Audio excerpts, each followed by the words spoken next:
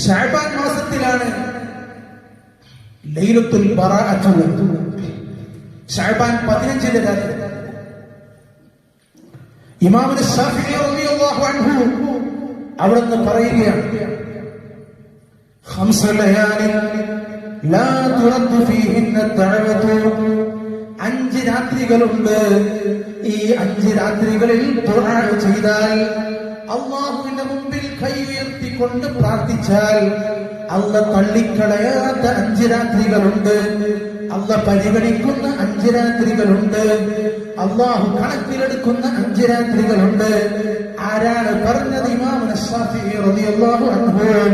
ലക്ഷക്കണക്കിന് ഹദീസുകൾ മനപ്പാടമുള്ള ഇമാമല്ലേ, അവിടുന്ന് വെറുതെ പറയുമോ? അനുഭവിച്ചറിഞ്ഞത് ഹദീസുകളിൽ കണ്ടതല്ലേ പറയുകയുള്ളൂ. വിശുദ്ധമായ ഖുർആനിന്റെ അടിസ്ഥാനത്തിലല്ലേ പറയുകയുള്ളൂ.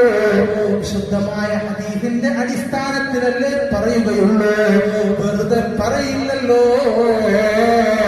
ആ 5 രാത്രികളിൽ ഒന്നാമത്തെ രാത്രി അവ്വലുൽ ലൈലത്തിൻ മിൻ റജബ്, റജബിലെ ആദ്യത്തെ രാത്രിയാണ്. ഈ വർഷം അത് നമ്മിൽ നിന്ന് കഴിഞ്ഞുപോയി. റജബിന്റെ ആദ്യത്തെ രാത്രിയാണ് ആദ്യമായി എണ്ണിയത്. രണ്ടാമത് പറഞ്ഞത് ലൈലത്തുൽ നിസ്ഫി മിൻ ശഅബാൻ, ശഅബാനിന്റെ 15ാം രാത്രിയാണ്. ബറാഅത്തിന്റെ രാവാണ്. ധാരാളമായ അല്ലാഹുവിനോട് ചോദിക്കേണ്ട ദിവസമാണ്, ചോദിക്കേണ്ട രാത്രിയാണ്. അത് പാഴാക്കി കളയാനുള്ള രാത്രിയല്ല.